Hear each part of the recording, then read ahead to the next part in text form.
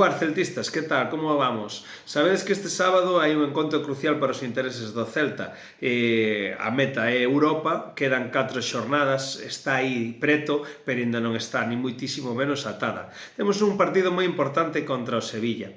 Eu teño unha dúda e teño unha cuestión que vos quero preguntar e que me gustaría que contestarades nos comentarios, que é si pensades que Alfón debería de ser alineado neste partido, porque sabedes que Alfón ten un contrato firmado polo Sevilla, que será xogador do Sevilla para a próxima temporada. O Sevilla ainda non ten os deberes feitos da temporada. Non penso eu que ha de pasar apuros, pero non están os deberes feitos. A miña opinión, penso que non debería de xogar, porque pode haber unha loita de intereses, eu non miro claro de todo, ainda que sean profesionais, non me gustan este tipo de situacións. Que opinades vos?